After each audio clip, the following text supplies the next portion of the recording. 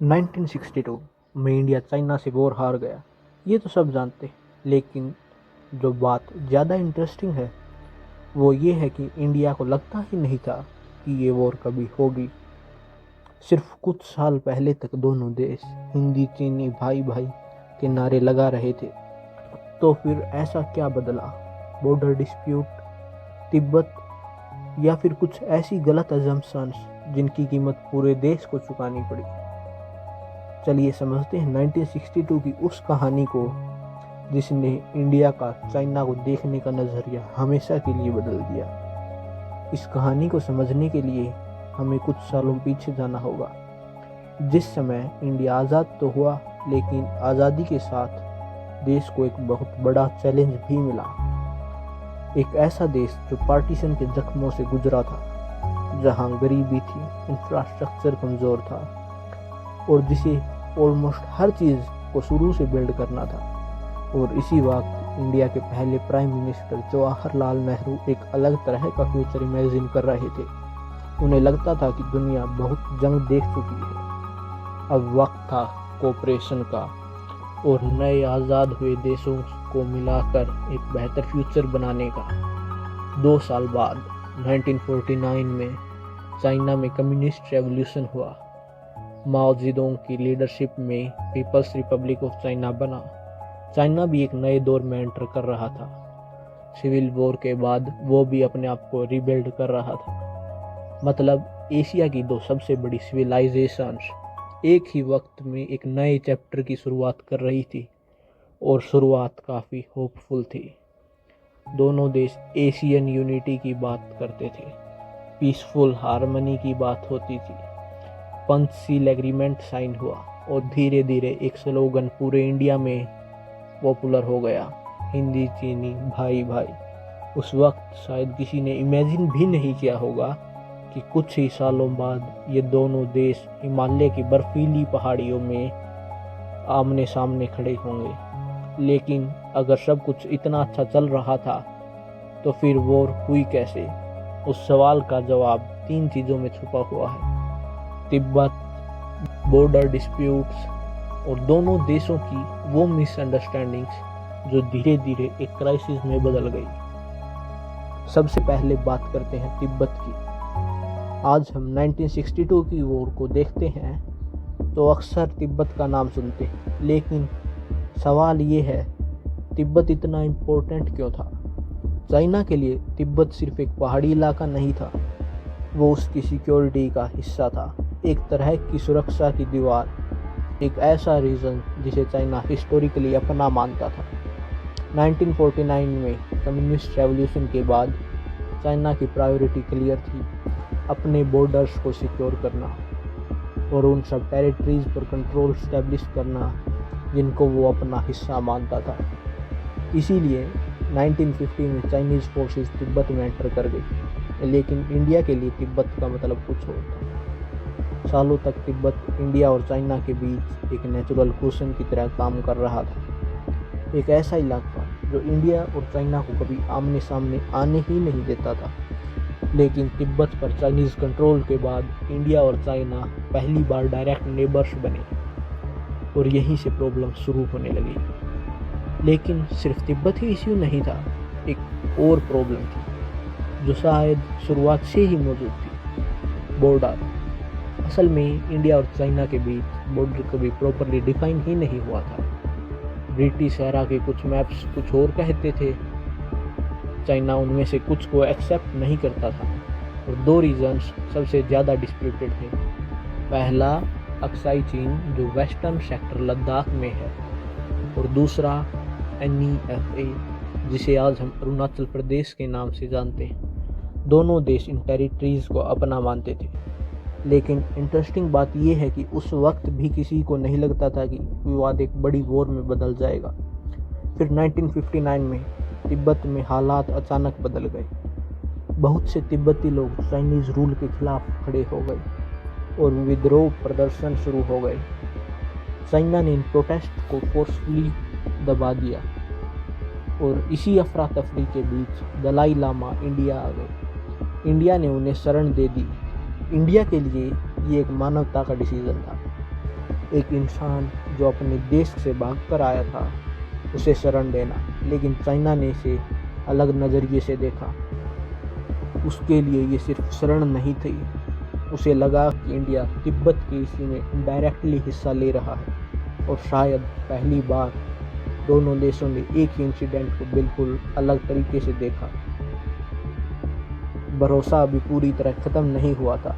हिंदी चीनी भाई भाई अभी भी जिंदा था, लेकिन उस भरोसे में पहली दरार ज़रूर पड़ चुकी थी और अब जो होने वाला था वो सिचुएशन को और भी ज़्यादा कॉम्प्लिकेटेड बना देता। लेकिन सवाल ये था, क्या ये सिर्फ एक टेम्परेरी मिसअंडरस्टैंडिंग थी या फिर ऐसे वार्निंग साइंस सामने आ रहे थे जो इस रिलेशनशिप को एक डेंजरस डायरेक्शन में ले जा रहे थे। और सच कहें तो वार्निंग साइंस थे। 1950s के बीच चाइना ने एक ऐसा काम किया जिसने बाद में बहुत बड़ी कंट्रोवर्सी को जन्म दिया। उसने अक्साई चीन के अंदर एक हाईवे बना ली। ये हाईवे शिनजियांग को तिब्बत से जोड़ती थी। अब पहली नज़र में ये सिर्फ एक रोड लग सकती, लेकिन चाइना के लिए ये रोड बहुत ज़्यादा इम्पोर्टेंट था। तिब्बत पर कंट्रोल मेंटेन करना आसान नहीं था। ये रीजन खड़ी, पथरीली और बर्फ़ से ढकी पहाड़ियों में था। फौजियों को मूव करना, सप्लाईज पहुंचाना, कम्युनिकेशन मेंटेन करना, सब कुछ मुश्किल था और ये हाईवे इन सब प्रॉब्लम्स का सॉल्यूशन था। लेकिन इंडिया के लिए प्रॉब्लम कुछ और थी। इंडिया अक्साई चीन को अपनी टेरिटरी मानता था, मतलब जिस ज़मीन को इंडिया अपना समझता था उसके बीच से चाइना एक स्ट्रेटेजिक हाईवे बना चुका था। और सबसे शॉकिंग बात, इंडिया को इस बात की असली अहमियत काफ़ी देर बाद समझ आई। अब सवाल ये था, इंडिया इसका रिस्पॉन्स कैसे करे। इसी बैकग्राउंड में इंडिया ने एक पॉलिसी अडॉप्ट की जिसे आज हम फॉरवर्ड पॉलिसी के नाम से जानते हैं। इस पॉलिसी के तहत इंडिया ने डिस्प्यूटेड एरियाज़ में छोटी छोटी मिलिट्री पोस्ट एस्टैब्लिश करनी शुरू कर दी। आइडिया सिंपल था, अगर इंडिया अपनी फिजिकल प्रेजेंस दिखाएगा तो चाइना शायद पीछे हट जाएगा और अपने अक्साई चीन पर हक के दावों को मजबूत किया जा सकता था। लेकिन यहाँ एक प्रॉब्लम थी, इनमें से कई पोस्ट आइसोलेटेड थी, कुछ मुश्किल जगहों में थी, कई जगहों पर सप्लाईज पहुँचाना तक मुश्किल था। और सबसे इंटरेस्टिंग बात, इंडिया को अब भी लगता था कि चाइना फुल स्केल वॉर नहीं करेगा। शायद चाइना प्रेशर बनाएगा, शायद प्रोटेस्ट करेगा, लेकिन जंग शायद नहीं। दूसरी तरफ चाइना इस सिचुएशन को बिल्कुल अलग नज़रिए से देख रहा था। उसे लग रहा था कि इंडिया डिस्प्यूटेड टेरिटरीज में एग्रेसिवली पुश कर रहा है। मतलब दोनों देश एक सिचुएशन को देख रहे थे, लेकिन दोनों का नज़रिया बिल्कुल अलग था। इंडिया को लग रहा था कि चाइना पीछे हटेगा, चाइना को लग रहा था इंडिया चैलेंज कर रहा है। और शायद इसी जगह 1962 की सबसे बड़ी ट्रेजेडी छुपी हुई थी। दोनों को लग रहा था कि वो सामने वाले को समझ रहे हैं, लेकिन शायद दोनों ही गलत थे। और जब इंडिया को लग रहा था कि फुल स्केल वॉर की पॉसिबिलिटीज़ अब भी कम हैं, तब हिमालय की दूसरी तरफ कुछ और ही चल रहा था। चाइना छुप के तैयारी कर रहा था, अच्छे हथियार, अच्छी planning, troops movement, operational preparation. जंग ऑफिशियली शुरू नहीं हुई थी, लेकिन उसकी ग्राउंड वर्क हो चुकी थी। 20 अक्टूबर 1962 जिस वॉर को इंडिया नामुमकिन समझ रहा था वो आखिरकार शुरू हो गई। चाइनीज़ फोर्सेस ने एक नहीं बल्कि 2 फ्रंट्स पर अटैक किया। ईस्टर्न सेक्टर में अरुणाचल प्रदेश और वेस्टर्न सेक्टर में लद्दाख। इंडिया के लिए ये सिर्फ एक मिलिट्री अटैक नहीं था, ये एक शौक था, क्योंकि देश को अब भी लगता था कि टेंशन्स तो हैं लेकिन वॉर नहीं होगी। लेकिन बैटलफील्ड पर रियलिटी कुछ और थी। इंडियन सोल्जर्स को सिर्फ एनिमी से नहीं लड़ना था, उन्हें हिमालय से भी लड़ना था। 14 to 15,000 फीट की ऊंचाई, बर्फीली हवाएं, difficult terrain, poor communication, limited supplies. कई जगहों पर रीइंफोर्समेंट पहुंचाना भी मुश्किल था। और इसी बीच इंडियन सोल्जर्स ने एक्स्ट्रा ऑर्डिनरी करेज दिखाई। ऐसी ही एक बैटल थी रेजांग ला, 13 कुमाऊं रेजिमेंट की Charlie company major Shaitan Singh की कमांड में, लगभग 120 इंडियन सोल्जर और सामने उनसे कहीं ज़्यादा चाइनीज़ ट्रूप्स। लेकिन पीछे हटने की बजाय उन्होंने अपनी पोजीशंस होल्ड की। जब बाद में बैटल फील्ड को एग्जामिन की गई तो ज़्यादातर सोल्जर्स अपनी पोजीशंस के पास ही मिले, जैसे वो आखिरी सांस तक लड़ रहे हैं। ये बैटल आज भी इंडियन मिलिट्री की हिस्ट्री में ब्रेवरी की सबसे बड़ी मिसालों में से एक मानी जाती है। लेकिन इंडिविजुअल ब्रेवरी के बावजूद ओवरऑल सिचुएशन इंडिया के फेवर में नहीं जा रही थी। ईस्टर्न फ्रंट यानी NEFA में चाइनीज़ फोर्सेस रैपिडली एडवांस करने लगी, इंडियन पोजीशंस कोलैप्स होने लगी, रिट्रीट्स हुए, कम्युनिकेशन ब्रेकडाउन होने लगा, कन्फ्यूज़न बढ़ने लगी और देखते ही देखते चाइना NEFA में काफ़ी आगे तक पहुंच गया। लेकिन फिर एक ऐसी चीज़ हुई जिसने लोगों को और ज़्यादा कंफ्यूज कर दिया। चाइना ने अनाउंस किया कि वो NEFA से विड्रॉ करेगा। अब सवाल ये उठता है, अगर चाइना इतना आगे तक आ चुका था तो फिर वो वापस क्यों गया? इसका जवाब वेस्टर्न सेक्टर में छुपा हुआ है। अक्साई चीन, यहाँ सिचुएशन अलग थी। चाइना ने अक्साई चीन पर अपना कंट्रोल बनाए रखा, और अगर आपको अक्साई चीन का हाईवे याद हो तो शायद इस डिसीजन की वजह समझ आती है। यह वही स्ट्रेटजिक रूट था जो शिनजियांग को तिब्बत से जोड़ता था। मतलब चाइना ने उन एरियाज़ को होल्ड किया जो उसके स्ट्रेटजिक ऑब्जेक्टिव के लिए सबसे ज़्यादा इम्पोर्टेंट थे। और इसी वजह से कुछ हिस्टोरियंस मानते हैं कि चाइना का ऑब्जेक्टिव इंडिया को कनकर करना नहीं था, बल्कि एक मैसेज देना था, फॉरवर्ड पॉलिसी को चैलेंज करना था, अपनी मिलिट्री सुपीरियोरिटी दिखानी थी और अपने स्ट्रेटजिक इंटरेस्ट सिक्योर करने थे। 20 नवंबर 1962, लगभग एक महीने बाद, चाइना ने यूनिलेटरल सीज फायर अनाउंस कर दिया, और जिस वॉर को इंडिया ने कभी पॉसिबल ही नहीं माना था वो उतनी ही अचानक ख़त्म हो गई।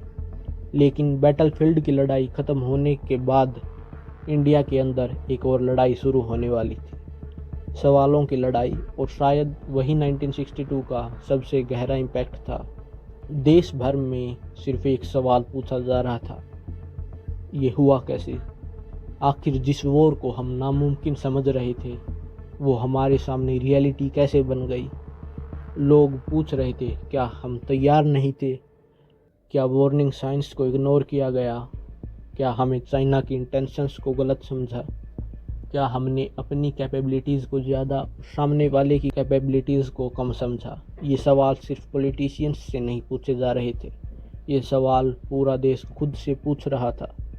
क्योंकि 1962 सिर्फ एक मिलिट्री डिफीट नहीं थी, ये एक साइकोलॉजिकल शॉक भी था। इंडिया ने सिर्फ टेरिटरी नहीं हारी थी, उसने दुनिया को देखने का अपना नज़रिया भी खो दिया था।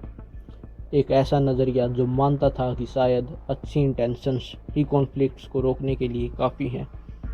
लेकिन इसी शौक ने इंडिया को बदलने पर भी मजबूर किया। 1962 के बाद इंडिया ने अपनी डिफेंस पॉलिसीज़ को दोबारा देखना शुरू किया।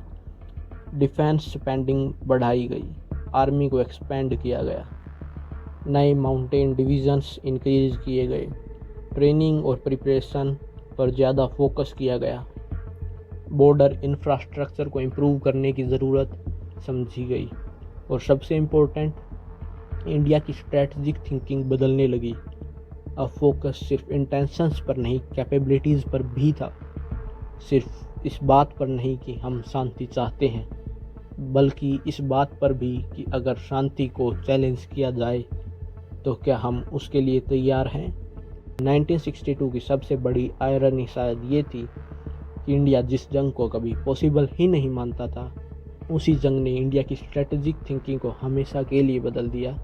और शायद इसीलिए हिस्ट्री सिर्फ हमें ये नहीं सिखाती कि क्या हुआ था, वो हमें ये भी सिखाती कि कभी कभी सबसे महंगी गलतियाँ बुरे इरादों की वजह से नहीं, बल्कि गलत अजम्पशंस की वजह से होती हैं।